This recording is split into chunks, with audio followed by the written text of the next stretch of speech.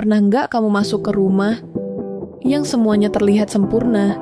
Tidak ada yang berantakan, tidak ada suara tinggi, tidak ada kesalahan. Tapi rasanya seperti kamu tidak boleh jadi diri sendiri. Di rumah itu tinggal seorang anak. Sejak kecil, dia tidak pernah ditanya, "Kamu mau apa?" Yang ada hanya, "Kamu harus jadi ini. Kamu nggak boleh begitu. Kamu harus lebih baik dari orang lain." Dan setiap kali dia gagal, yang dia dapat bukan pelukan, tapi perbandingan. Ada anak yang sebenarnya suka menggambar, tapi dipaksa masuk jurusan IPA karena lebih menjanjikan. Akhirnya, dia belajar. Bukan karena cinta, tapi karena takut dimarahi. Ada juga anak yang setiap pulang sekolah, hal pertama yang ditanya adalah, "Nilai kamu berapa?" Bukan, "Kamu capek enggak hari ini?" Akhirnya dia tumbuh percaya bahwa dirinya hanya berharga kalau berprestasi. Atau anak yang tidak boleh keluar rumah, tidak boleh punya banyak teman. Semuanya harus diawasi. Kelihatannya aman, tapi diam-diam, dia tidak pernah belajar cara percaya pada orang lain. Dan ketika mereka dewasa, lukanya tidak hilang. Lukanya berubah bentuk. Dampak psikologinya, overthinking dan takut gagal. Mereka jadi orang yang selalu mikir, berulang-ulang sebelum bertindak. Karena di kepala mereka, kesalahan sama dengan hukuman.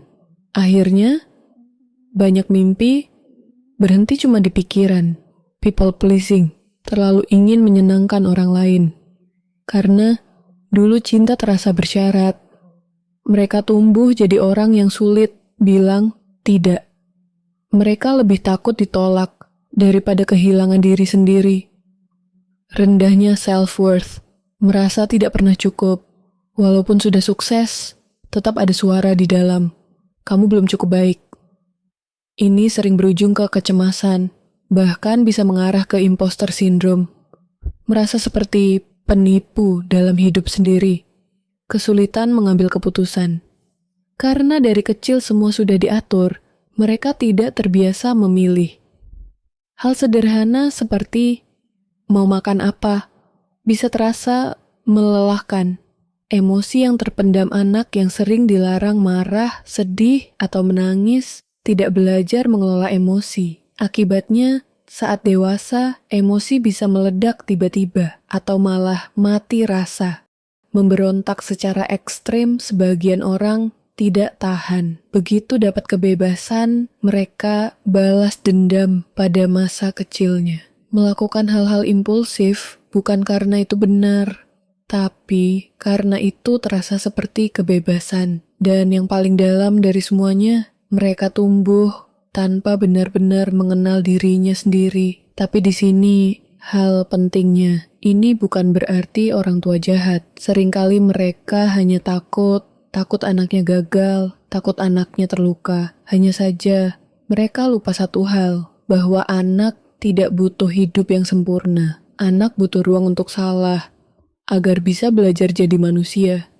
Kalau kamu merasa ini adalah ceritamu, mungkin kamu tidak bisa mengubah masa lalu, tapi kamu bisa mulai belajar hal yang dulu tidak pernah diajarkan, bahwa kamu boleh memilih, bahwa kamu boleh gagal, bahwa kamu tidak harus selalu sempurna untuk pantas dicintai.